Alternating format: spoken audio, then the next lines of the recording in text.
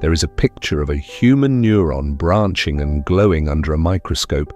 and there is a picture of the cosmic web, the vast lattice of galaxies and dark matter that spans the observable universe. Set them side by side and something strange happens. The eye cannot easily tell which is which. This resemblance has been noticed by artists and writers for decades, but in 2020, a physicist and a neurosurgeon decided to actually measure it instead of just admiring it.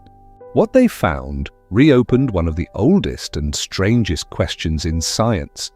Is the universe just a collection of dead matter obeying blind equations? Or is there something more going on, something closer to awareness, built into the fabric of reality itself?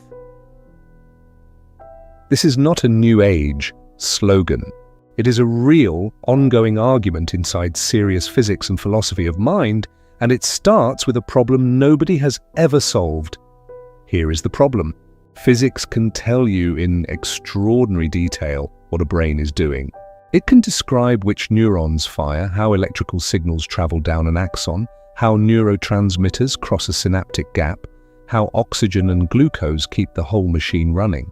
Neuroscience can map this activity down to individual cells and increasingly down to individual synapses. And yet none of that explains why any of it feels like something. Why does a pattern of electrochemical spikes produce the experience of the color red, or the sting of a headache, or the specific, private feeling of hearing a song you loved as a teenager? You could, in principle, write down every physical fact about a brain, every atom, every voltage, every synapse, and still not be able to derive from that description the fact that there is someone home. The philosopher David Chalmers gave this puzzle a name in the 1990s, the hard problem of consciousness. Every other problem in the science of the mind, memory, attention, perception, language, is what he called an easy problem, not because it is simple to solve, but because it is at least clear what kind of answer would count as a solution.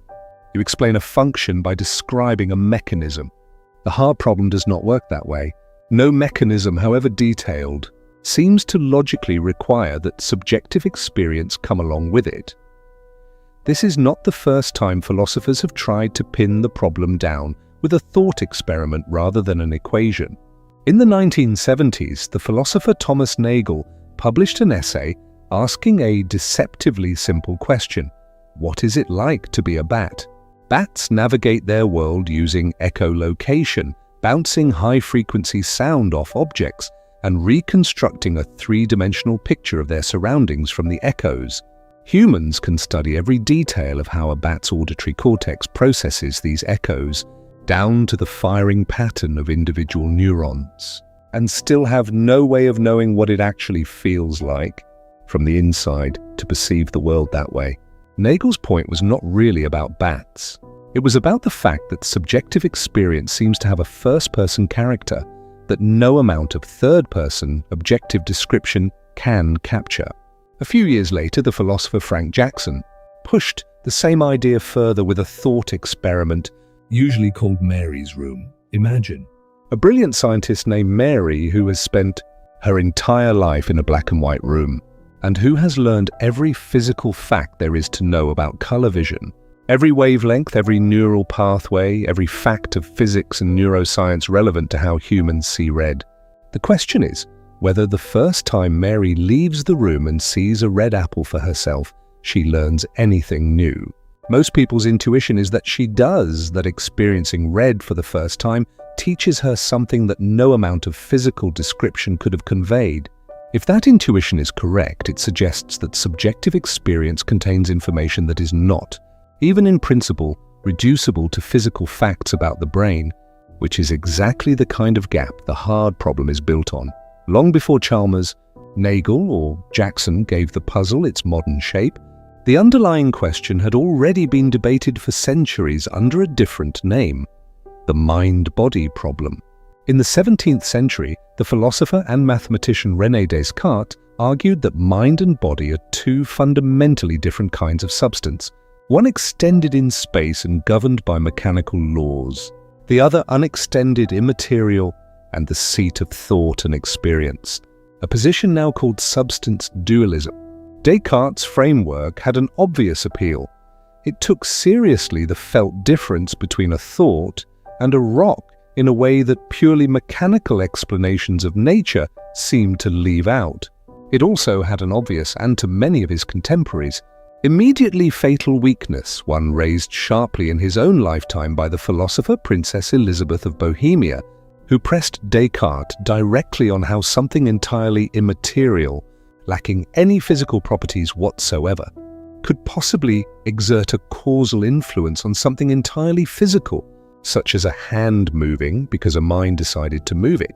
a question Descartes himself never satisfactorily answered, and one that effectively marks the beginning of what philosophers still call the problem of mental causation. Over the following centuries, as physics and physiology steadily filled in mechanical explanations for more and more of what the body does, digestion, circulation, reflexes, and eventually neural signaling itself, substance dualism gradually lost favor among most working scientists, replaced first by materialist views holding that mental states simply are physical states of the brain, described using different vocabulary, and later by the functionalist and emergentist positions already discussed. Integrated information theory and panpsychism can both be understood, in this longer historical context, as attempts to find a middle path between a Cartesian dualism most scientists consider untenable and a strict materialism some philosophers argue has never actually solved the hard problem, only set it aside by treating experience not as a separate substance bolted onto matter from outside, nor as a mere illusion generated by sufficiently complex processing, but as a structural, measurable property that ordinary physical matter possesses to different degrees depending on how it is organized. For most of the last century, the working assumption in mainstream science has been that consciousness is a byproduct of complexity. Build a system with enough neurons, wire them together in the right pattern, and awareness simply switches on. The way wetness emerges from enough water molecules, or temperature emerges from the average motion of gas particles. This view has a name: emergentism.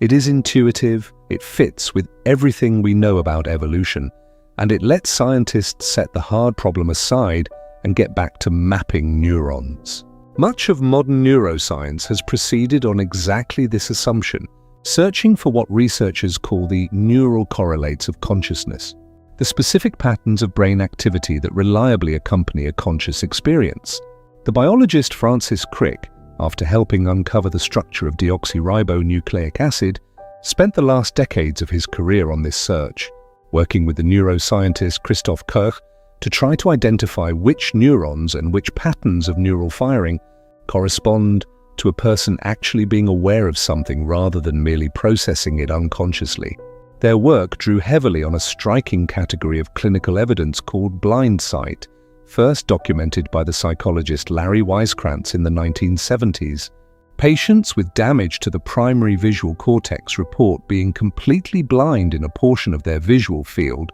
unable to consciously see anything there. And yet when asked to guess the location or shape of an object placed in that blind region, many of these patients guess correctly far more often than chance would allow. Their brain is clearly processing the visual information. It is doing something with it, guiding a correct guess, but no conscious experience of seeing accompanies that processing. Blind sight became one of the most important pieces of evidence that a brain can process information without that information becoming conscious, which is precisely the gap any theory of consciousness has to explain. Split brain research added another strange piece to the puzzle. Starting in the 1960s, the neuroscientist Roger Sperry, along with his student Michael Gazzaniga, studied patients who had undergone a surgical procedure severing the corpus callosum, the thick bundle of nerve fibers connecting the brain's left and right hemispheres, usually performed as a last resort treatment for severe epilepsy. In carefully controlled experiments, the two researchers showed that after this surgery, the two hemispheres could be presented with different information simultaneously and would sometimes respond as though two separate streams of awareness were operating side by side, each unaware of what the other hemisphere had seen. One hemisphere might identify an object correctly, while the other hemisphere, controlling a different hand, confidently offered a completely different, sometimes fabricated explanation for the same behavior, a phenomenon Gazzaniga later called the interpreter, describing the brain's persistent habit of inventing coherent stories to explain its own actions, even when the true cause is hidden from conscious awareness. Split brain studies raised, and never fully answered, the unsettling question of whether a single human being might, under the right surgical circumstances, actually contain two separate centers of experience rather than one, a question with obvious relevance to any theory that tries to say exactly what physical conditions are necessary and sufficient for there to be one unified conscious subject rather than many, or none.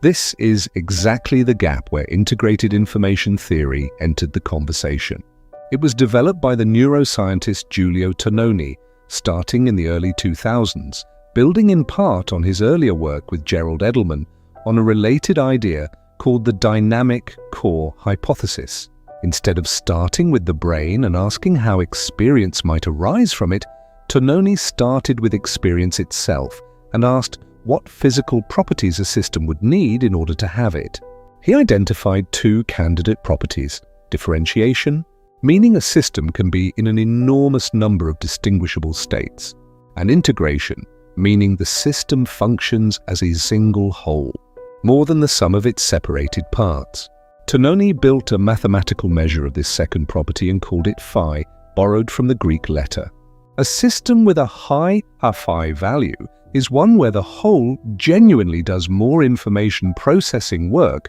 than its parts could do if they were separated, calculated in the theory's formal version by comparing the system's actual causal structure to the causal structure it would have if it were cut into its most independent possible pieces, a quantity called the minimum information partition. According to the theory, phi is not just a marker of consciousness. It is proposed to be identical to consciousness, wherever integrated information exists. In this view, experience exists in some form. To some degree, that last sentence is where things get genuinely radical, and where the theory starts to sound less like ordinary neuroscience and more like a serious return to an old philosophical idea called panpsychism. The view that some form of mentality is a basic feature of matter, not an exotic add-on that only appears in brains. Integrated information theory does not by itself say the whole universe is conscious. What it does say is that consciousness should be understood as a graded physical property, calculable in principle for any system, biological or not.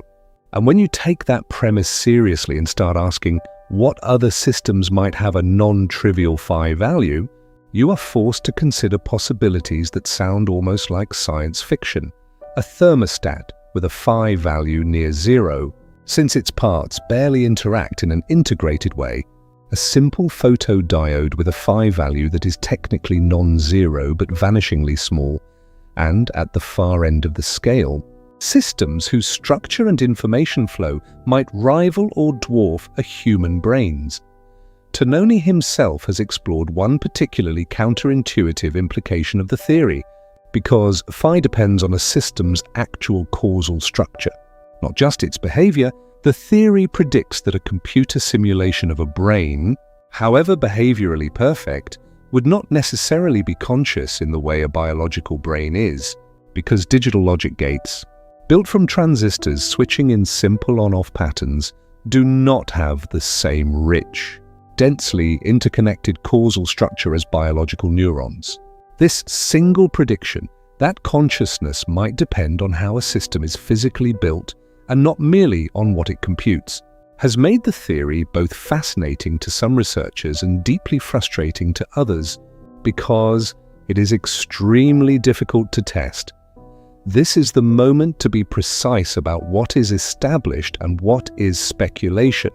because documentaries about consciousness have a bad habit of blurring that line, and the temptation to blur it here is enormous. Integrated information theory is a real, published, actively debated framework, taken seriously by parts of the neuroscience and philosophy communities, and used in some clinical settings as a rough proxy for detecting residual awareness in unresponsive patients. It is also, by the admission of many scientists who work in the field, incomplete, mathematically difficult to compute for any but the simplest systems, and controversial. In September of 2023, a large group of scientists and philosophers signed an open letter arguing that integrated information theory, in its current state, makes claims that cannot yet be tested and should be labeled for now as pseudoscience until it produces falsifiable predictions. Other researchers pushed back hard on that letter, arguing it went too far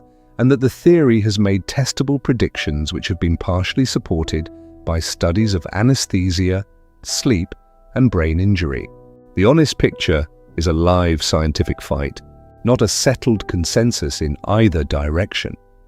That fight became remarkably public in the middle of the 2020 decade, when a large group of researchers organized what is called an adversarial collaboration, an unusual format in science where supporters of two competing theories agree in advance on experiments whose results both sides accept as a fair test, precisely to avoid each side later dismissing inconvenient data. Integrated information theory was pitted directly against its most prominent rival, global neuronal workspace theory, developed by the cognitive scientists Bernard Baars and later formalized with the neuroscientist Stanislas Dehaene. Global workspace theory takes almost the opposite approach to integrated information theory. Rather than treating consciousness as a fundamental property tied to a system's causal structure, it treats consciousness as a functional spotlight, a mechanism by which a small amount of information, selected from the enormous amount of processing happening unconsciously across the brain, gets broadcast widely to many other brain regions at once, becoming globally available for reasoning, memory, and verbal report. Dehaene's version of the theory describes a moment called ignition, a sudden, non-linear surge of activity, particularly in the brain's prefrontal and parietal regions, that seems to mark the instant a piece of information crosses the threshold from unconscious processing into conscious awareness, something researchers have observed using brain imaging techniques while subjects perform simple perceptual tasks near the threshold of detectability. The adversarial collaboration used neuroimaging methods, functional magnetic resonance imaging, and other techniques to test specific predictions each theory made about where in the brain conscious content should be represented and how it should behave over time. The results, published toward the middle of the decade, were messy in exactly the way real science usually is. Some findings favored predictions made by integrated information theory, some favored predictions made by global workspace theory, and some fit neither theory cleanly, prompting one of the project's own organizers to describe the outcome as leaving both theories in need of revision rather than crowning a winner. That is not a failure of the process. It is exactly what science looks like when a real, hard question is being tested honestly rather than argued about in the abstract. One of the more successful practical applications to come out of this research program, and one worth understanding in detail because it shows the theory doing genuinely useful clinical work, regardless of how the cosmic question eventually resolves, is a technique called the perturbational complexity index, developed by the neuroscientist Marcello Massimini and colleagues starting around 2010. The idea is elegant. Instead of trying to calculate the full, mathematically intractable version of phi for an entire human brain, which remains computationally impossible with current methods, researchers deliver a brief magnetic pulse to the brain using a technique called transcranial magnetic stimulation, then record, using electroencephalography, how the resulting burst of electrical activity spreads across the cortex and how complex or simple that pattern of activity turns out to be. A brain that is awakened conscious produces a rich, complex, spatially and temporally differentiated response. Information spreads widely but does not become uniform. A brain under deep anesthesia or in dreamless sleep, or in certain unresponsive states following severe injury, produces either a simple, localized response that does not spread, or a response that spreads everywhere but becomes uniform and undifferentiated, both of which the perturbational complexity index scores as low. In studies published starting in 2013, this measure reliably distinguished healthy waking subjects and subjects in dream sleep, when consciousness is present, from subjects under general anesthesia with drugs like propofol, and from patients in a vegetative state, where consciousness is presumed absent, and crucially, it was later used to identify a subset of patients diagnosed as vegetative by ordinary bedside examination who nonetheless showed high complexity scores consistent with covert, otherwise undetectable awareness, a finding with obvious and serious implications for how such patients are cared for and communicated with. This is integrated information theory, or at least ideas closely inspired by it, doing real clinical work, independent of any claim about cosmic consciousness, and it is worth holding on to as an example of how a still contested theory can nonetheless generate genuinely useful science. Now back to that picture of the neuron and the cosmic web. In 2020, the astrophysicist Franco Vazza and the neurosurgeon Alberto Folletti published a paper with an unusually playful title for a scientific journal, comparing the human brain's neuronal network to the large-scale structure of the universe. They were not making a claim about consciousness. They were doing something much more careful, taking quantitative measures of network structure, things like the number of connections per node, the way clusters link to other clusters, the overall density of the network, and running the same measures on two systems that could not be more different in scale. One system was a simulated slice of the human cerebellum, containing on the order of 69 million neurons. The other was a large-scale cosmological simulation containing the distribution of galaxies and dark matter across a region of space roughly 300 million light-years across, a structure known as the cosmic web because visualizations of it look uncannily like a web of glowing filaments, with galaxies clustered at the nodes and long strands of matter connecting them across vast voids. To understand why the cosmic web looks the way it does at all, it helps to go back to the 1970s, when the astrophysicist Yakov Zeldovich developed what became known as pancake theory, describing how the earliest, almost perfectly smooth distribution of matter in the infant universe would, under the pull of gravity over billions of years, collapse first into flattened sheets, then into filaments where sheets intersect, and finally into dense knots where filaments cross, leaving enormous, nearly empty voids in between. This basic picture has held up remarkably well as observational technology improved. Large galaxies surveys, first the Center for Astrophysics Redshift Survey in the 1980s, then the 2-degree field galaxy redshift survey and the Sloan Digital Sky Survey beginning in the late 1990s and continuing for decades afterward, mapped the positions of hundreds of thousands and eventually millions of galaxies in 3 dimensions. And the resulting maps showed exactly the filamentary, web-like structure Zeldovich's equations had predicted decades earlier, sometimes called informally the cosmic web, a name that turns out to be more than just a poetic label, since the statistical properties of that structure really do resemble other networks found throughout nature. Modern cosmological simulations run on some of the largest supercomputers in the world, including projects like the Millennium Simulation and later the illustrious TNG project, model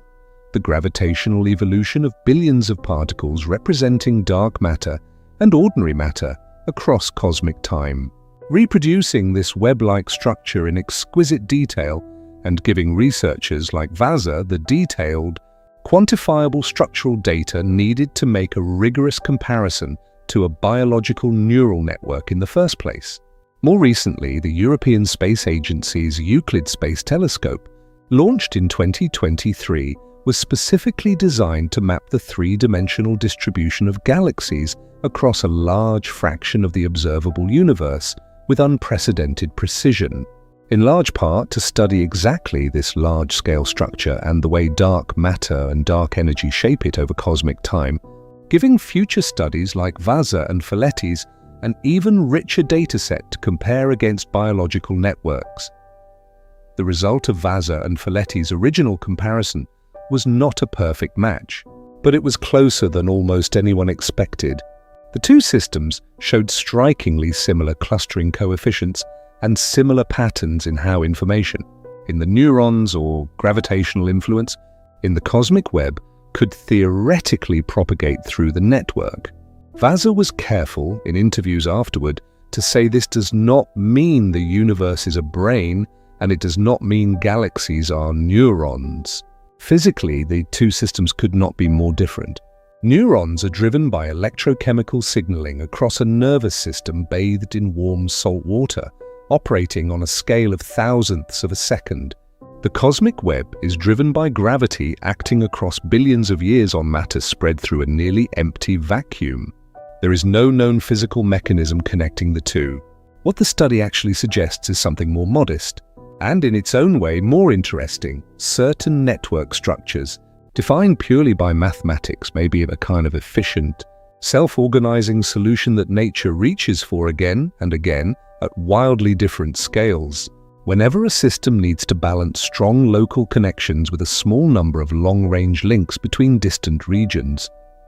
This principle already shows up elsewhere, and understanding its history helps explain why nobody in network science was entirely shocked by the brain and cosmic web comparison, even if the specific result was still striking. In 1998, the mathematicians Duncan Watts and Stephen Strogatz described what they called the small world network, a structure where most connections are local and clustered, but a small number of long-range shortcut connections dramatically reduce the number of steps needed to get from any point in the network to any other point. A mathematical explanation for the old observation, sometimes called 6 degrees of separation, that any two people on Earth tend to be connected through a surprisingly short chain of acquaintances. A year later, the physicists Albert Laszlo Barabasi and Reka Albert described a related but distinct pattern, the scale-free network in which a small number of highly connected hub nodes account for a disproportionate share of all connections in the system, a pattern that turned up almost immediately after they described it. In the structure of the World Wide Web, in airline route maps, in protein interaction networks inside living cells, and in citation networks among scientific papers. Once researchers had these mathematical tools in hand, they began finding the same small world, hub-dominated architecture again and again in systems that share no obvious physical similarity at all. The Internet's physical cabling, the pattern of social relationships in human communities, metabolic networks inside single cells, and, as Vazza and Folletti later demonstrated, both the human brain and the large-scale structure of the universe. The consistent explanation offered by network scientists is not that these systems are secretly related, but that this particular architecture, strong local clustering plus a small number of long-range connections, is simply a mathematically efficient solution to a common problem, minimizing the average distance between any 2 points in a network while keeping the total number of connections low. And any evolutionary or physical process that rewards efficient information flow or efficient force propagation will tend to stumble onto a similar shape, whether that process is billions of years of stellar and galactic evolution under gravity or millions of years of neural evolution under natural selection. So the parallel between brain and cosmos is real, measured and published in a peer-reviewed astrophysics journal. What it demonstrates is a shared architecture of complexity, not a shared inner life. And that distinction is exactly where a fascinating and much more speculative argument tries to make its next move. Here is the argument, laid out honestly, not as settled fact, but as a chain of reasoning some thinkers find compelling and others reject outright. Step 1. Integrated information. Theory proposes that consciousness corresponds to integrated information wherever it is found in any physical system, not just brains. Step 2. The cosmic web displays a genuinely complex integrated network structure, similar in its statistical signature to a nervous system. Step 3. And this is the speculative leap. If integration is what matters, and if the universe's large-scale structure is integrated in a non-trivial way, then according to the logic of the theory, the universe as a whole might possess some form of phi greater than zero. Not human-style thought. Not a cosmic personality watching over us. Something more like the faintest possible ember of experience spread across the largest structure that exists. No experiment has measured this. Nobody has calculated an actual phi value for the cosmic web. And given how difficult phi is to calculate even for a small neural circuit with a few hundred neurons, a calculation already known to belong to a class of problems mathematicians call computationally intractable for any system beyond a trivial size. Calculating it for a structure spanning billions of light years is, with current tools, simply not possible, and may never be possible even with future computers, since the difficulty grows explosively rather than gradually with the number of parts being considered. This is important to say plainly. There is no confirmed breakthrough that proves the universe is conscious. There is no instrument reading, no confirmed measurement of proto-consciousness in plasma clouds or star clusters. What exists is a real theory of consciousness that, taken to its logical extreme, permits the question to be asked in a mathematically meaningful way,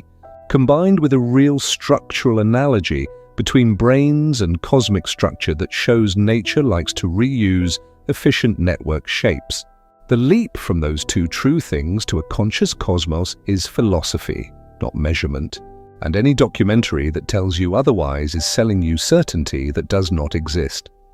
That said, the philosophical version of this idea has a much longer and more respectable pedigree than most people realize, and it deserves to be taken seriously as an idea, even without experimental confirmation. Panpsychism is not a fringe belief invented by a modern physicist trying to sound mystical. Its roots go back to ancient Greek philosophy. Thales of Miletus, sometimes called the first Western philosopher, is reported to have argued that all things are, in some sense, full of soul, pointing to the natural magnetism of lodestone as evidence that even seemingly inert matter can display properties resembling animation. Centuries later, the 17th century philosopher and mathematician Gottfried Leibniz, who independently invented a form of calculus and laid groundwork for modern computation, argued that basic units of reality, which he called monads, must possess a kind of primitive perception, since he could not see how complex, unified mental experience could arise from a mere aggregate of parts that individually had no experiential properties at all. Around the same period, the philosopher Baruch Spinoza proposed a related but distinct idea, sometimes called dual-aspect monism, in which mind and matter are not two different substances but two different ways of describing one and the same underlying reality, visible from different angles.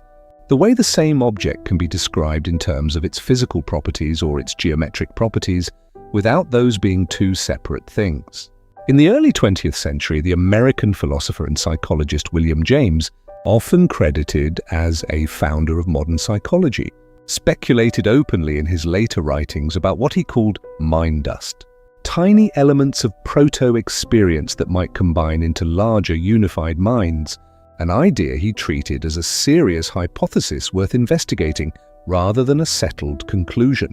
Around the same period, the mathematician and philosopher Alfred North Whitehead built an entire framework called process philosophy around the idea that reality is made of momentary experiential events rather than static lumps of matter, treating even the interactions between subatomic particles as, in some very minimal sense, involving something like a perspective or a point of view. Contemporary philosophers, including Galen Strawson and Philip Goff, have argued that panpsychism actually solves a logical problem that plagues standard materialism, namely, that materialism claims consciousness emerges from matter that has no experiential properties whatsoever. And no one has ever explained how you get something from nothing in that particular way. Strawson has put this especially bluntly, arguing that the idea of experience emerging from wholly non-experiential matter is, in his view, actually harder to make coherent sense of than the alternative of experience being present in some minimal form from the start. Goff, in more recent popular writing, has framed panpsychism not as a mystical alternative to science, but as the position that takes the hard problem most seriously, arguing that if physics itself, at its most fundamental level, only ever describes what matter does, how it behaves, how it moves and interacts, and never describes what matter intrinsically is, then there is a genuine, unfilled gap in our picture of reality where some minimal form of experience could, without contradicting any actual physics, be doing the job of being what matter is from the inside, rather than an extra thing bolted onto physics from outside. If instead, some faint trace of proto-experience is already present in the basic constituents of matter, then complex consciousness in brains would not need to be summoned from nothing. It would only need to be combined and amplified, the way many small currents can combine into a large one. This is sometimes called the combination problem, and panpsychists openly admit they do not have a full solution to it either. How exactly do billions of tiny proto-experiences combine into the single unified experience of being you? Reading this sentence right now, rather than remaining billions of separate, disconnected flickers of proto-experience that never add up to anything unified at all. Nobody, on any side of this debate, has answered that cleanly, and it remains, by the admission of panpsychism's own defenders, the single biggest unresolved weakness in the position. In many ways, a mirror image of the hard problem itself, just relocated one level down. It is worth pausing here to notice how differently this argument reads once it is properly labeled. Framed as revealed truth, phrases like "the universe is conscious" and "you are its eyes" sound like a slogan from a poster. Framed as what it actually is, a genuine live disagreement among serious philosophers of mind about whether experience is fundamental or emergent, backed by a real mathematical theory that some neuroscientists defend and others call unfalsifiable, and illustrated by a real structural analogy between neural networks and cosmic structure that nobody claims proves consciousness. It becomes something much more interesting, an open scientific and philosophical frontier with real stakes, real disagreement, and real reasons to keep researching it rather than a settled answer. If you have made it this far, you are exactly the kind of person this kind of question was made for. Someone who would rather sit with an unresolved mystery than accept a tidy but empty answer. If ideas like this interest you, it is worth spending a little time reading the primary sources rather than second-hand summaries, since so much of what circulates online strips out exactly the nuance that makes the real debate worth having. It is worth taking a detour here into a completely different theory of consciousness, not to endorse it, but because contrasting it with integrated information theory shows just how unsettled this field really is, and how many genuinely different directions serious researchers are willing to explore. In the 1990s, the physicist Roger Penrose, working with the anesthesiologist Stuart Hameroff, proposed a theory called orchestrated objective reduction, arguing that consciousness arises from quantum mechanical processes occurring inside microtubules, tiny protein structures found in the internal skeleton of every cell, including neurons. Penrose's motivation came partly from his own work in mathematical logic, where he argued, controversially, that certain aspects of human mathematical understanding cannot be reproduced by any ordinary computational process, suggesting to him that consciousness must involve some form of physics beyond standard computation,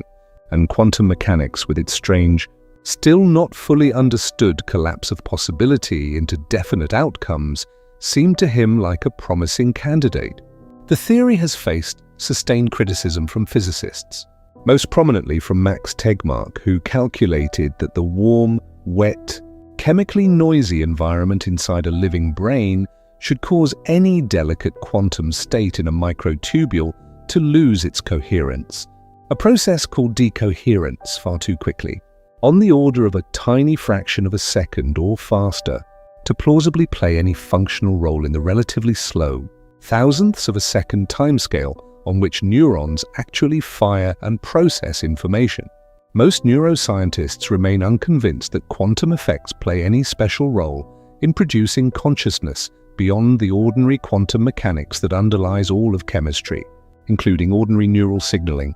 The theory is mentioned here not because it is well supported. By most measures, it is a minority position even among consciousness researchers, but because its existence demonstrates how genuinely open this entire field remains, with serious credentialed scientists proposing radically different physical mechanisms, from information integration to quantum coherence to global functional broadcasting, and no single account yet commanding anything close to full consensus.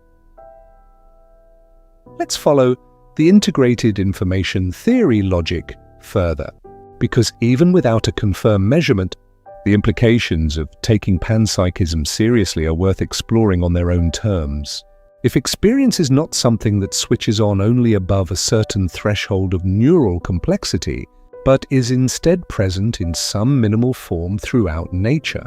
then the story of biological evolution looks different. It stops being the story of consciousness magically appearing at some point in the history of life on Earth, whether in the first neurons, the first vertebrate brains, or the first primates, and starts being the story of already present, extremely minimal experience being organized, concentrated, and structured into ever more complex and unified forms. Under this view, a single cell would not have anything like human awareness, but it might not be a complete absence of experience either. A nervous system on this account does not create consciousness from nothing. It builds an increasingly sophisticated instrument for gathering, integrating, and focusing something that, in some faint and unhuman-like form, was already present in the raw materials the nervous system is made of. This reframes the old, comforting idea of humans as detached observers standing outside a mechanical universe and watching it from a distance. Instead, human perception becomes a highly specific, highly evolved case of something more general, matter organizing itself into forms capable of integrating information about its surroundings at a level of sophistication that, as far as we know, is unmatched anywhere else we have looked. Your eyes did not invent the act of gathering photons and turning them into structured information. Every light-sensitive patch of pigment in the smallest microorganism does something functionally similar, just far more crudely, and plants, without anything resembling a nervous system, still respond to light in structured, information-rich ways through phototropism and, in a discovery that surprised even many biologists, through underground networks. Research led by the forest ecologist Suzanne Simard, beginning in the 1990s and continuing for decades afterward, demonstrated that trees in a forest are physically connected through vast networks of symbiotic fungi threading through the soil, sometimes called mycorrhizal networks, and the trees use these networks to share carbon, water, and chemical warning signals, with older, more established trees sometimes preferentially channeling resources toward younger, struggling seedlings, including their own offspring, in patterns detectable using radioactive isotope tracing. Nobody studying these fungal networks claims the forest is conscious, and Simard herself has been careful to frame the phenomenon in terms of resource sharing and chemical signaling rather than awareness. But the forest network is nonetheless a striking real-world example, alongside the brain and the cosmic web, of a decentralized information integrating structure, without any centralized brain at all, showing yet again how often nature reaches for the same efficient network architecture wherever information needs to move between many separate parts. The question of where, exactly, along this spectrum from simple chemical signaling to full human self-awareness, some meaningful form of experience might begin, is one that animal cognition researchers have taken seriously enough to formalize. In 2012, a group of prominent neuroscientists gathered at the University of Cambridge signed a document known as the Cambridge Declaration on Consciousness, publicly stating that the neurological substrates that generate consciousness in humans are not unique to humans, and that non-human animals, including all mammals, birds, and many other creatures such as octopuses, possess the neurological complexity necessary for some form of conscious experience. This declaration drew heavily on decades of accumulating behavioral and neurological evidence. Corvids, the family of birds including crows and ravens, have been shown in controlled experiments to manufacture and use tools to plan for future needs and to pass tests of self-recognition traditionally reserved for evaluating great apes, despite having a brain structure that diverged from the mammalian lineage many hundreds of millions of years ago, suggesting that whatever gives rise to complex cognition can apparently be built along more than one evolutionary path using more than one kind of neural architecture. Octopuses represent an even more extreme case, studied extensively by the philosopher of biology Peter Godfrey Smith, because their nervous system is organized almost nothing like a vertebrate brain, with roughly 2/3 of an octopus's neurons distributed throughout its 8 arms rather than centralized in a single brain, each arm capable of independently sensing, problem-solving, and reacting, to the point that researchers still debate exactly how unified or distributed an octopus's experience of its own body actually is. If some form of experience really is tied to integration and complexity rather than to any specific evolutionary lineage or any specific brain architecture, cases like corvids and octopuses are exactly what a theory like integrated information theory would predict: consciousness, or something like it appearing independently more than once, wherever nervous systems happen to become sufficiently integrated, regardless of what specific biological form that integration takes. There is a separate line of scientific inquiry that intersects with this idea in an unexpected way, and it comes from the physics of information itself, rather than from neuroscience or biology. In the 1860s, the physicist James Clerk Maxwell proposed a famous thought experiment, now called Maxwell's demon, imagining a tiny, intelligent being capable of sorting fast-moving and slow-moving gas molecules into separate chambers without expending any energy, apparently violating the second law of thermodynamics by decreasing the overall disorder, or entropy, of a closed system for free.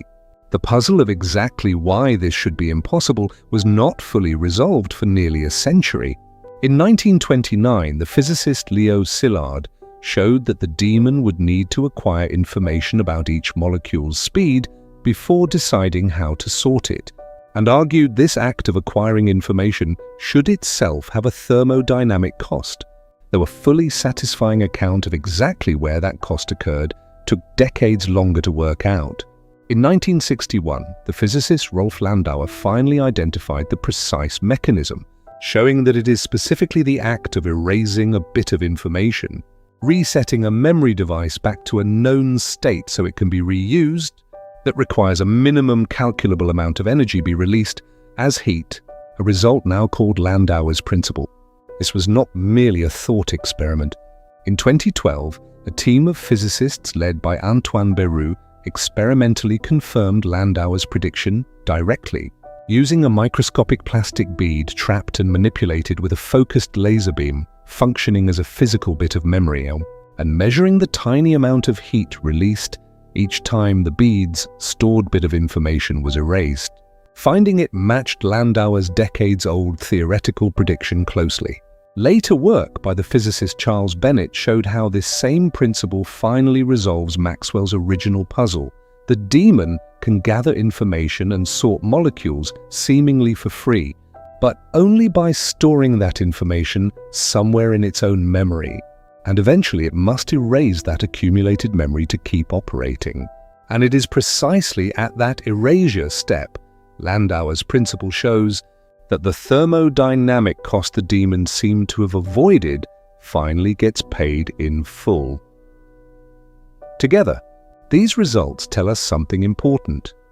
Information is not an abstract bookkeeping convenience, existing only in human minds or human mathematics. It behaves like a physical quantity with real thermodynamic weight confirmed in an actual laboratory using an actual microscopic bead, releasing an actual measurable amount of heat. If information is that fundamental, woven into the thermodynamic behavior of physical systems at the deepest level physicists have been able to probe, then some researchers argue that a theory of consciousness built around integrated information is not importing something foreign into physics. It is extending an idea that physics itself already treats as basic, rather than smuggling in a mystical ingredient from outside the discipline entirely. None of this settles whether the universe, taken as a whole, has anything resembling experience. But it does explain why serious physicists, not just philosophers or spiritually inclined popularizers, have been willing to entertain the question at all. Sean Carroll, one of the most prominent defenders of a strictly materialist, no extra ingredients account of consciousness, has written extensively arguing that everything about the mind can in principle be explained by ordinary physical processes obeying the known laws of physics, with no need for anything like universal proto-experience, a position he sometimes describes using the phrase poetic naturalism, the idea that talking about minds, meanings, and experiences is a perfectly legitimate, useful way of describing certain complex physical systems without those descriptions requiring any additional fundamental ingredient beyond the particles and fields already described by physics. Physicists like Carroll represent the mainstream skeptical position, and it deserves equal airtime here. Emergentism, they argue, has not failed. It has simply not finished the job yet. The way germ theory took decades to be filled in with molecular detail after doctors first noticed that washing hands reduced infections, long before anyone could see a bacterium or explain exactly how it caused disease at a molecular level. The hard problem in this view is hard because we are still missing pieces of neuroscience, not because materialism is fundamentally broken, and many philosophers, including Daniel Dennett, have gone further still, arguing that the hard problem itself may be a kind of category error, a philosophical illusion generated by our own intuitions about our own minds, intuitions that Dennett argues are frequently unreliable guides to how the mind actually works. In the same way, our intuitive sense that the sun visibly moves across a stationary sky turned out to be an unreliable guide to the actual structure of the solar system. There is also a growing, distinctly practical branch of this debate, driven not by philosophy departments but by the rapid development of artificial intelligence systems capable of holding fluent, human-like conversations. In 2023, a large interdisciplinary group of neuroscientists and philosophers, including several prominent defenders of both integrated information theory and global workspace theory, published a detailed report attempting to apply the existing scientific theories of consciousness, taken collectively rather than individually, as a kind of checklist against current artificial intelligence architectures, including the large language models capable of producing fluent conversation. Their conclusion was cautious but fairly clear.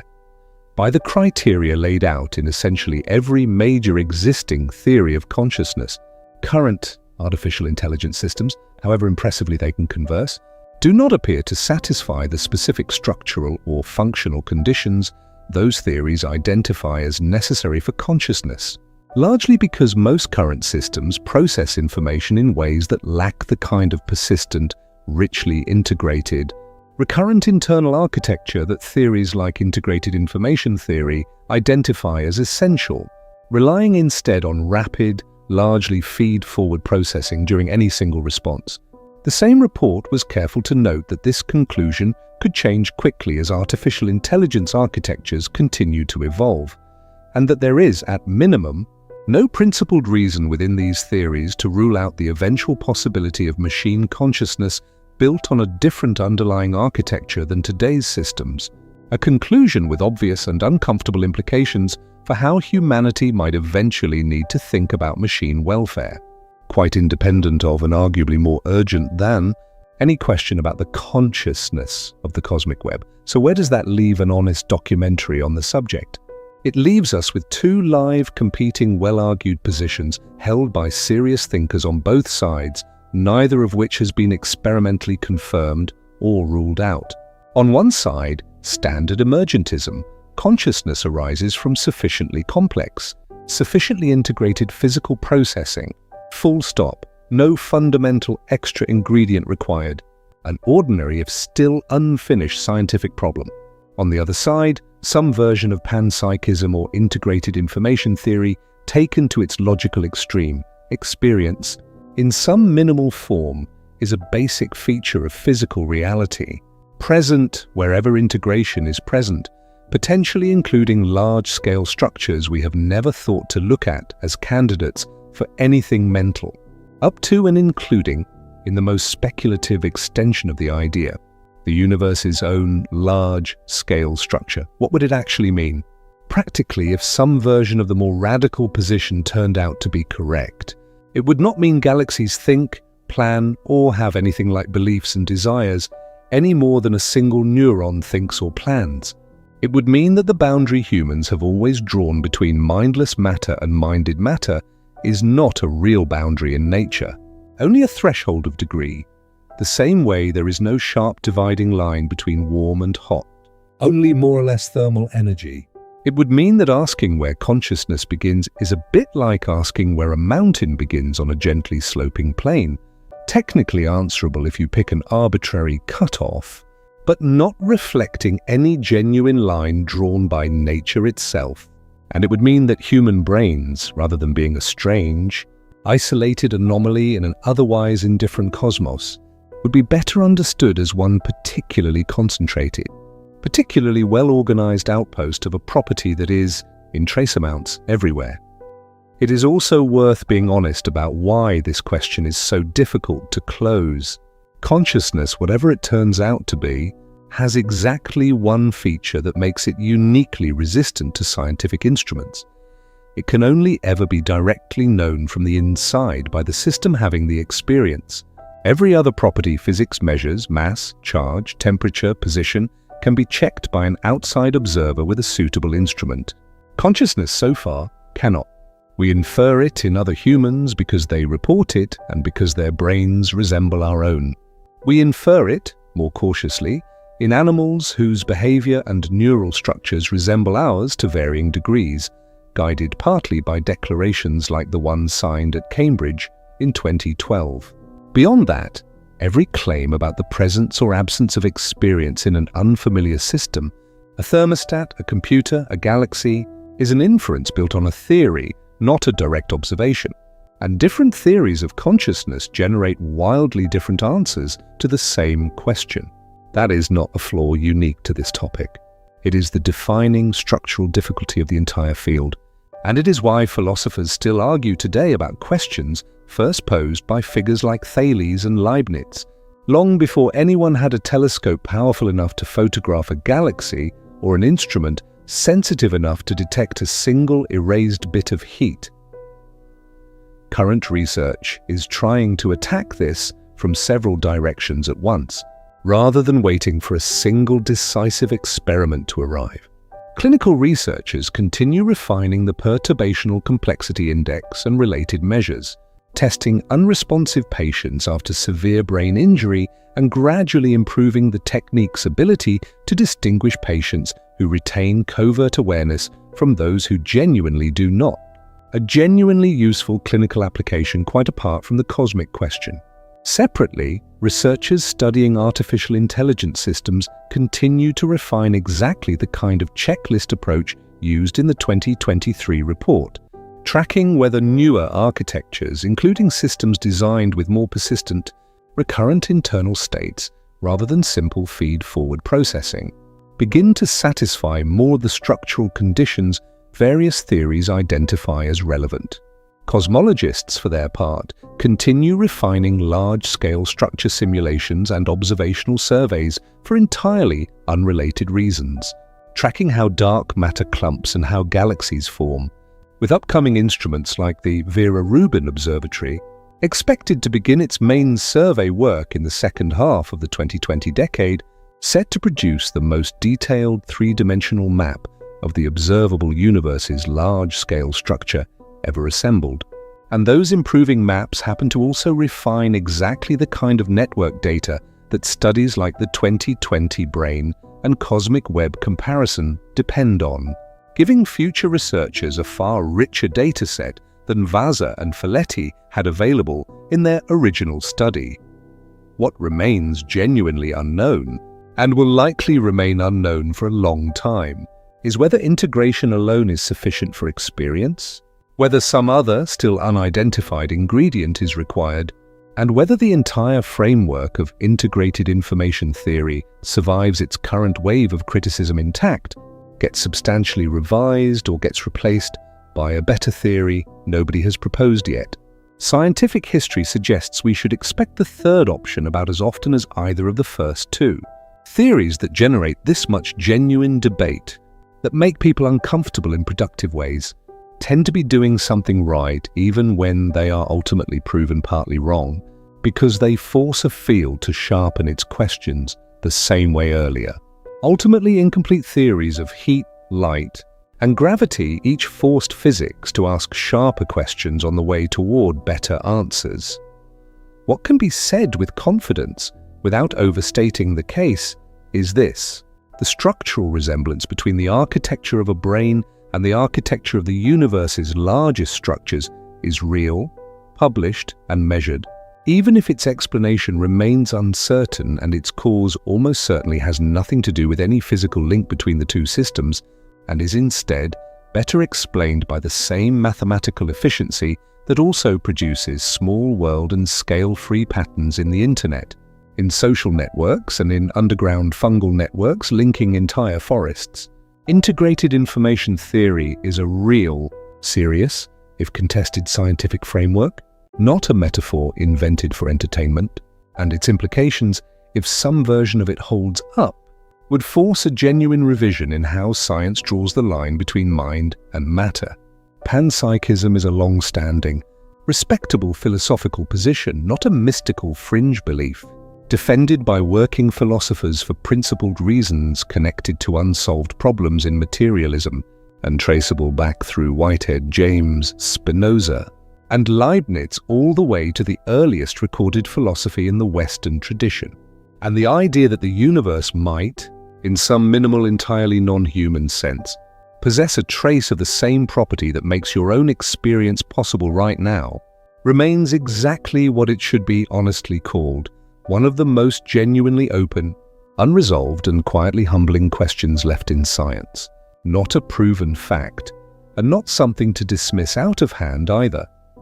None of this discussion has been confined to Western philosophy, and it is worth briefly noting that questions about whether mind and matter are fundamentally separate or fundamentally continuous have a long history in other intellectual traditions as well, developed independently and centuries before Leibniz or Tononi, within certain schools of classical Indian philosophy, most notably Advaita Vedanta, systematized by the philosopher Adi Shankara around the 8th century. A central claim holds that an underlying, undivided awareness is the fundamental reality from which the apparent multiplicity of separate individual minds and separate physical objects both arise, a position with an obvious, if only structural, resemblance to the modern panpsychist claim that experience is fundamental rather than emergent. Even though the two traditions developed the idea using entirely different methods, one through introspective meditative practice refined over many centuries,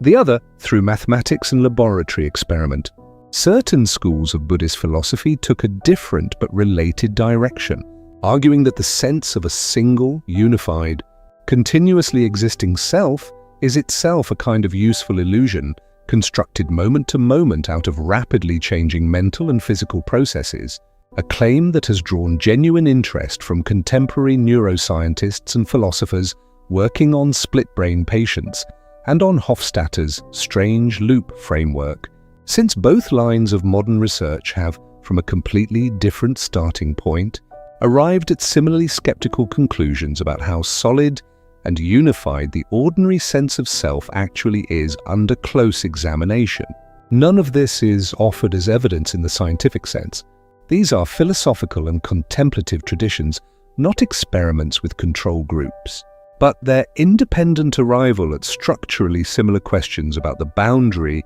and unity of mind, developed on the other side of the world with no contact with the European tradition traced earlier in this documentary, is itself a small piece of evidence that this particular puzzle is not an artifact of one culture's peculiar way of framing things, but something close to a genuine, culturally universal feature of trying to think carefully about what a mind actually is. Bringing these many threads together, it becomes possible to see this entire subject not as one single question awaiting one single decisive experiment, but as a genuinely interdisciplinary frontier with philosophers, neuroscientists, physicists, cosmologists, computer scientists, and even contemplative traditions on opposite sides of the planet, all independently circling structurally related versions of the same underlying puzzle. Progress, when it comes, is unlikely to arrive as a single dramatic announcement. It is more likely to arrive the way most deep scientific progress actually arrives, incrementally, through better mathematical tools for approximating phi in systems too large to calculate exactly today, through larger and more detailed cosmological surveys from instruments like Euclid and the Vera Rubin Observatory refining exactly how integrated the cosmic web structure really is, through further rounds of adversarial collaboration testing integrated information theory against global workspace theory and against whatever new theories emerge to challenge both, through refined clinical measures built on the perturbational complexity index, and through careful, patient philosophical work chipping away at the combination problem and the boundary problem that currently stand between panpsychism and a fully coherent theory of mind. There is a real chance this question, like the mind-body problem before it, will still be open 100 years from now, refined and reframed by tools and evidence not yet invented, still resisting the kind of clean, final answer that would let it be quietly filed away as solved. There is a pattern worth noticing in how humanity has answered questions like this before, and it is a pattern of steadily losing and then finding a stranger kind of significance in its place. For most of history, Earth was assumed to sit at the physical center of the universe, with the sun, the planets, and the stars all revolving around it. Nicholas Copernicus and later Galileo Galilei dismantled that picture in the 16th and 17th centuries, showing Earth was simply one planet orbiting an ordinary star. For a while afterward, at least the sun itself seemed special, until astronomers in the 20th century, led by figures like Harlow Shapley, showed that the sun sits in an unremarkable location within an unremarkable galaxy, one of what telescopes eventually revealed to be hundreds of billions of galaxies scattered across the observable universe, each containing hundreds of billions of stars of their own. Each of these discoveries felt in its moment like a demotion, evidence that humanity was less central, less special, less important than previously believed. And yet each demotion was followed by a deeper, stranger form of significance, not a universe built around us, but a universe vast and old enough to have, through billions of years of unremarkable physical processes, eventually produced something capable of turning around and studying that very universe in detail, measuring its own age, mapping its own structure, and asking what its own thoughts might ultimately be made of. If some future line of research ever does manage to find real evidence bearing on the question this documentary has spent its length laying out honestly, it will likely follow that same pattern one more time. Not confirmation that humans are the literal eyes of a watching cosmos, a poetic phrase best understood as a metaphor rather than a measurement, but something more modest and in its own way still remarkable. Further evidence that the same mathematical principles governing information, complexity, and integration appear to operate at every scale physicists have learned to examine, from a single firing neuron to the largest visible structures in the universe. Consciousness research has also drawn on a very different kind of evidence. What happens to experience when it changes rather than when it disappears entirely. Sleep researchers have long known that dreaming does not shut off the brain's activity so much as reorganize it, and studies using electroencephalography during rapid eye movement sleep, the stage most associated with vivid dreaming, show patterns of high-frequency brain activity in some respects surprisingly similar to waking activity, even though the sleeper remains completely disconnected from external sensory input and, in most cases, from any capacity for voluntary movement. This has made dreaming a useful natural laboratory for studying consciousness in relative isolation from the outside world, since whatever is happening during a vivid dream is, by definition, being generated entirely by internal brain activity rather than by anything currently arriving through the senses. A related and more recent line of research has examined altered states produced by psychedelic compounds, an area that had been largely abandoned by mainstream science for decades following regulatory restrictions imposed in the 1960s and 70s. Before experiencing a significant revival of controlled clinical research beginning in the 2000s, the psychiatrist and neuroscientist Robin Carhart Harris, working initially at Imperial College London, proposed what he called the entropic brain hypothesis, based on brain imaging studies of subjects under the influence of compounds like psilocybin, the active component in certain mushrooms, and lysergic acid diethylamide. His research found that these substances tend to increase the overall entropy, or disorder, of brain activity, breaking down the normally rigid, well-organized communication patterns between specialized brain networks and allowing regions that do not typically communicate directly to begin exchanging information much more freely, a state subjectively reported by participants as involving unusually vivid, unusually integrated, and often personally significant experiences. Carhart Harris was careful to frame this as a description of altered brain dynamics rather than a claim about integrated information in Tononi's specific mathematical sense. But the overlap in vocabulary increased integration between normally separate systems, accompanying a change in the character of experience, has not gone unnoticed by researchers working on both sides of that particular fence, and some have explicitly proposed testing integrated information theories predictions using exactly this kind of psychedelic research as a natural, pharmacologically induced way of turning the dial on a brain's integration and watching what happens to reported experience as a result.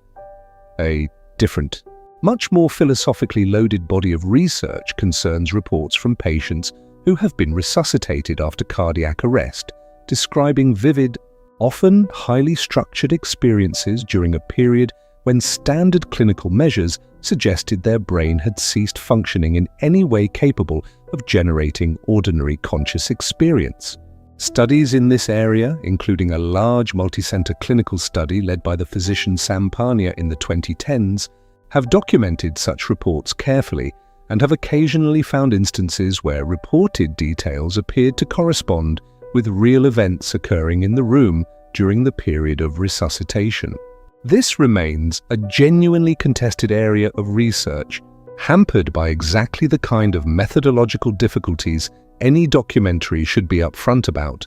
Reports are collected after the fact, memory is famously unreliable and prone to reconstruction, and it remains extremely difficult to establish precisely when, during a cardiac arrest and resuscitation, any given remembered experience actually occurred. Given how difficult it is to pinpoint the exact moment all relevant brain activities ceased using equipment designed for a hospital emergency rather than a controlled laboratory, mainstream neuroscientific opinion generally holds that these experiences most likely occur either shortly before the heart stops or during the resuscitation process itself, when some degree of brain activity may be present even if reduced, rather than during a period of complete brain inactivity, and no research in this area has produced anything approaching the kind of controlled, repeatable evidence needed to overturn the well-established view that consciousness depends on functioning neural tissue.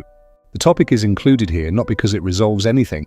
but because it represents one more example of how many separate, only loosely connected research communities, Sleep scientists, psychedelic researchers, resuscitation physicians, clinical neurologists using the Perturbational Complexity Index, philosophers working on the combination and boundary problems, and cosmologists mapping the large-scale structure of the universe, all currently find themselves circling variations of the same unresolved question from completely different professional starting points.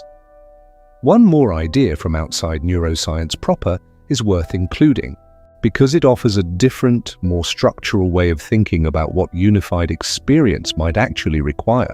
beyond simply having a high degree of integration. In 1979, the cognitive scientist Douglas Hofstadter published a wide-ranging book connecting mathematics, art, and music to argue that a mind's sense of being a single, unified self arises from a particular kind of structure he called a strange loop, a system complex enough that its own internal symbols can refer back to itself, creating a kind of self-representation folded inside the larger system representing everything else. Hofstadter's proposal shares something important with integrated information theory. Both treat consciousness as arising from a specific pattern of internal structure rather than from any particular material, whether neurons, silicon, or anything else. But Hofstadter's version emphasizes self-reference and recursive symbol manipulation specifically, rather than the more general mathematical notion of integrated causal power that Tononi's theory is built around. Applied to the cosmic web comparison discussed throughout this documentary,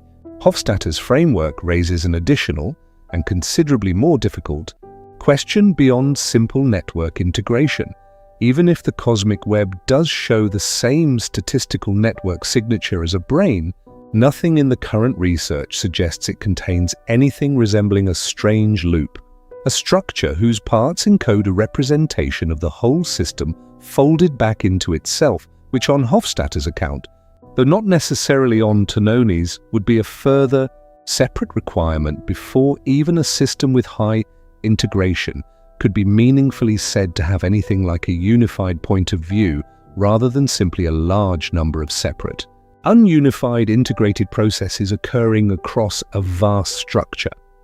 It is worth spending a little more time on the criticism of integrated information theory because the strongest objections to it are genuinely clever,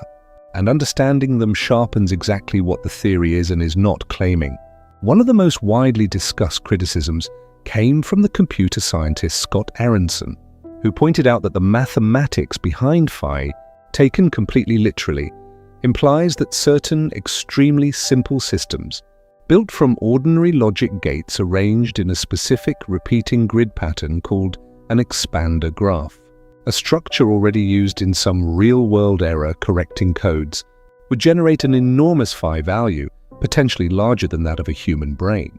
Despite doing nothing that looks remotely like thinking, perceiving or experiencing anything at all, Aronson intended this as a reductio, a demonstration that if a theory's own mathematics forces you to accept that a static grid of logic gates is more conscious than a human being, something has likely gone wrong with the theory, not with our intuitions. Giulio Tononi responded directly to this challenge and, notably, did not back away from the implication. He argued that human intuitions about which systems seem conscious are exactly the kind of unreliable guide that a genuine scientific theory should be willing to override, in the same way that special relativity overrides the strong, otherwise universal human intuition that time passes at the same rate for everyone, regardless of how fast they are moving. Whether that response is a mark of intellectual courage or a symptom of a theory that has quietly become unfalsifiable, willing to bite any bullet rather than ever be wrong, is precisely the kind of disagreement that produced the 2023 open letter calling the theory pseudoscience in its current form, and precisely the kind of disagreement that its defenders argue is simply what principled, non-intuition-driven science looks like when it is done properly. A second influential objection, sometimes called the boundary problem, distinct from the combination problem discussed earlier, asks a different, equally uncomfortable question, even granting that some physical systems have integrated information and therefore On the theory, some form of experience, what exactly determines where one conscious system ends and the next one begins. Your brain is physically continuous with your spinal cord, which is physically continuous with the rest of your nervous system, which interacts constantly with the outside world through your sense organs, which interact with light, sound, and matter that originated far outside your body. Nothing in nature comes with a clean, pre-drawn boundary around it the way a diagram in a textbook does. Any theory that tries to assign a precise phi value to a system has to first decide exactly which physical parts count as inside that system and which count as outside it, a decision current versions of the theory handle using a specific mathematical procedure, but which critics argue smuggles in an assumption about where the boundaries of a mind are located rather than deriving that boundary from anything more fundamental. This same boundary problem, transported up to the scale of the cosmic web, becomes especially sharp. Galaxies and the filaments connecting them do not come with clean edges either, and any calculation of a hypothetical cosmic phi value would first require solving a version of the boundary problem at a scale where nobody has ever attempted it. One more reason the entire idea remains firmly in the territory of speculation rather than measurement. These debates connect to a broader field that predates integrated information theory by decades and gives useful context for why complexity itself, apart from any claim about consciousness, has long fascinated physicists. In the 1980s, researchers at the newly founded Santa Fe Institute, including the physicist Murray Gell-Mann, who had earlier helped classify the fundamental particles of the Standard Model, began studying what they called complex adaptive systems, looking for common mathematical principles behind wildly different phenomena and colonies, financial markets, immune systems, ecosystems, and computer programs that all displayed emergent order arising from large numbers of simple interacting parts, without any single part or central controller directing the whole. Around the same period, the mathematician John Conway's cellular automaton, a simple grid-based simulation he called the game of life, became a favorite illustration of this principle in miniature, a handful of trivially simple rules governing whether an individual cell on a grid turns on or off, based only on the state of its immediate neighbors, turn out to be capable of producing gliders, oscillators, and even structures that can perform full logical computation, all without a single rule anywhere in the system referring to anything beyond a cell's immediate neighborhood. Complexity scientists often point to demonstrations like this as evidence that remarkably rich, structured, even computationally universal behavior can arise from remarkably simple local rules repeated across a large enough system, which is part of why some researchers find it plausible that a property like integration could, similarly, be present in systems built from simple physical rules. Gravity acting on matter or electrochemistry acting on ion channels, without requiring anything exotic beyond the rules themselves. The cosmic side of this story has its own long and only relatively recently completed chapter of scientific detective work, one worth understanding because it explains why cosmologists were even in a position, by 2020, to build the kind of detailed structural map the brain comparison required in the first place. In the 1930s, the astronomer Fritz Zwicky, studying the motion of galaxies within a large cluster, noticed that the galaxies were moving far too quickly to be held together by the gravity of the visible matter alone, and concluded that some additional, invisible mass, which he termed dark matter, must be present, a claim largely ignored for decades. It was not until the 1970s when the astronomer Vera Rubin, studying the rotation speeds of stars within individual spiral galaxies rather than entire clusters, found the same puzzle repeating itself with remarkable consistency across dozens of galaxies, that dark matter began to be taken seriously as a major component of the universe rather than a curious anomaly in one cluster. Rubin's careful, repeated measurements are now considered some of the most important observational evidence supporting the existence of dark matter, a substance that neither emits nor absorbs light and can currently only be detected through its gravitational effects. Yet which current cosmological models estimate makes up roughly 5 times more of the universe's total matter than the ordinary atomic matter making up stars, planets, and people. It is precisely this invisible dark matter scaffolding, rather than the visible galaxies alone, that current simulations show forming the underlying filamentary structure of the cosmic web in the first place, with visible galaxies simply tracing out the denser regions of a much larger, mostly invisible gravitational skeleton. Then, in 1998, 2 independent teams of astronomers studying distant exploding stars called Type 1 supernovae, used as reliable cosmic distance markers because they reliably reach a very similar peak brightness, discovered something nobody had predicted. The expansion of the universe is not slowing down under its own gravity, as had long been assumed, but is instead accelerating, a discovery that led to the introduction of dark energy, a mysterious property of space itself now estimated to make up close to 70% of the universe's total energy content, and whose long-term effect on the fate of the cosmic web, whether the accelerating expansion will eventually tear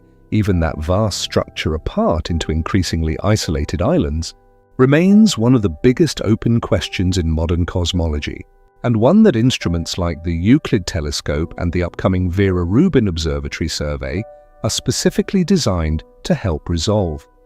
For most of the history of cosmic web research, the filaments connecting galaxy clusters were known almost entirely through statistical analysis and computer simulation, inferred from the clustering of galaxy positions rather than seen directly, since the gas making up these filaments is so diffuse and so faint that it sits well below the sensitivity of most telescopes. That began to change in the 2020s, as instruments capable of extremely sensitive wide-field spectroscopy, including the Multi-Unit Spectroscopic Explorer instrument mounted on the European Southern Observatory's Very Large Telescope in Chile, achieved long enough observing times to directly detect the faint glow of hydrogen gas tracing out individual filaments between galaxies, rather than relying purely on statistical inference from galaxy positions.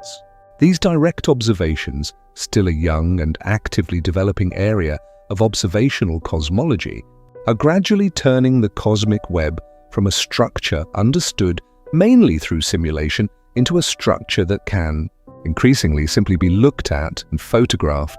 which matters for a documentary like this one because it means the raw material behind studies like Vazza and Folletti's brain comparison is only going to get richer and more directly observed rather than simulated in the years immediately ahead, as facilities like Euclid and the Vera Rubin Observatory come fully online. A parallel, quieter research question concerns not where consciousness might extend outward into non-biological systems, but where it begins developmentally within a single human life, a question with its own long history of careful, incremental scientific progress. For much of the 20th century, clinical assumptions about infant consciousness were surprisingly thin, and it was not until relatively recently that researchers developed rigorous behavioral and physiological methods, including measuring changes in heart rate, gaze duration, and later, non-invasive brain imaging techniques, to study what very young infants perceive and respond to well before they can verbally report anything about their own experience. This research has steadily pushed back estimates of when meaningful perceptual processing begins, while remaining much more cautious and much less settled about when, specifically, subjective experience as opposed to mere information processing, first appears during human development, precisely because the same evidentiary gap that makes blind sight patients so scientifically important, the gap between a system processing information and a system consciously experiencing that information, makes it equally difficult to determine with confidence exactly when a developing nervous system crosses from one side of that gap to the other. Comparable questions apply to anesthesia and to end-of-life care, both areas where the perturbational complexity index and related measures developed by Massimini's Group have found increasing practical application precisely because clinicians need better tools than simple behavioral responsiveness to determine whether a patient is, in fact, having any experience at all, a need that exists entirely independent of how the much more speculative cosmic questions raised elsewhere in this documentary are eventually resolved. There is one more thread worth pulling, because it connects the philosophical history discussed earlier to the specific 20th century intellectual environment that made a theory like integrated information theory possible in the first place. For much of the early to middle 20th century, psychology as a discipline was dominated by behaviorism, championed by figures like John Watson and Burrhus Frederick Skinner, who argued that a scientific psychology should restrict itself entirely to observable behavior, treating talk of inner mental states, thoughts, feelings, and experiences as unscientific and essentially meaningless, since such states could never be directly observed by anyone other than the person having them. This position dominated academic psychology for decades before beginning to lose ground, starting in the 1950s and 60s, as researchers increasingly found behaviorism unable to explain phenomena like language acquisition and complex problem-solving without reference to internal mental representations. Its replacement, a view called functionalism, developed significantly by the philosopher Hilary Putnam, argued that mental states should be understood not by what they are made of, neurons in a human, silicon in a computer, or anything else, but by the functional role they play, what causes them, and what effects they produce. A view influential enough that it directly shaped much of modern cognitive science and artificial intelligence research, and one that stands in direct tension with integrated information theory's specific claim that a system's underlying physical structure, not merely its functional behavior, is what determines whether and how much it is conscious. This disagreement between functionalist and structuralist accounts of the mind is not a minor academic footnote. It is precisely the disagreement that produces radically different answers to whether a sufficiently sophisticated computer simulation of a brain would actually be conscious. A question this documentary raised earlier, and one that remains, like so much else in this field, a live and unresolved dispute between camps of serious, well-credentialed researchers. It is worth stepping back, finally, to ask a more basic question that runs underneath everything discussed so far. What would it even take, in principle, for a question like this to count as good science rather than unfalsifiable speculation, a concern raised directly by the 2023 open letter, and one that deserves to be addressed head-on rather than waved away? The philosopher of science Karl Popper, writing in the 20th century, argued that a genuinely scientific theory must, at minimum, rule something out, making predictions specific enough that some conceivable observation could, in principle, prove the theory wrong. By that standard, integrated information theory is a mixed case, and honestly reporting that mixed status is more useful than declaring the theory either a triumph or a fraud. Its narrow clinical predictions that measures of neural integration should track consciousness across sleep, anesthesia, and brain injury have been tested directly using tools like the Perturbational Complexity Index, have produced genuine checkable results, and have already changed clinical practice around some unresponsive patients. Exactly the kind of falsifiable, evidence-based science Popper had in mind. Its broadest claim, that any sufficiently integrated physical system possesses some form of experience regardless of what that system is made of, is, at least with today's technology, essentially impossible to test directly for systems larger and stranger than a laboratory neural circuit, which is precisely why applying it to the cosmic web can only ever be described honestly as a thought experiment built on the theory's own internal logic, not a scientific claim ready for a peer-reviewed measurement. Holding both of those facts in mind at once, that the theory has real, tested, useful applications at one scale, and remains untestable speculation at the scale this documentary spent its middle sections exploring, is not a contradiction. It is simply what an honest description of unfinished science looks like, and it is a more useful takeaway than either uncritically declaring the universe conscious or dismissing the entire research program as nonsense. Maybe that is the more interesting place to end up than either extreme. Not a universe secretly staring back at you through your own eyes, and not a universe you can be completely certain is empty of anything resembling experience beyond the fragile arrangement of matter inside your skull. Somewhere between those two pictures sits a question nobody has closed, built out of a real mathematical theory tested clinically in hospitals treating unresponsive patients. A real measured structural analogy between neurons and galaxies published in a peer-reviewed astrophysics journal. A real thermodynamic link between information and physical law confirmed with a microscopic bead in a laser trap. A real and ongoing scientific rivalry between competing theories tested through careful adversarial collaboration. And a real philosophical tradition stretching back thousands of years and across entirely separate civilizations, all still waiting for the observation, the experiment, or the argument that finally tips it one way or the other. Until that happens, looking up at a clear night sky and feeling that the structure above you is somehow reflected in the structure inside your own head is not superstition. It is, at minimum, a mathematically documented fact about network architecture. Whether it is anything more than that is still, honestly and rightly, an open question, and quite possibly one of the most important open questions science has left to answer. Not because the answer, whenever it arrives, will change how gravity pulls a falling object toward the ground or how a neuron fires an electrical signal down its length, but because it will change how we are entitled to describe what all of that falling and firing ultimately amounts to, and whether the universe doing what it does, quietly, for billions of years before anything capable of noticing came along to ask the question, was ever in some faint and almost unrecognizable sense doing it while something, however minimal, was there to notice.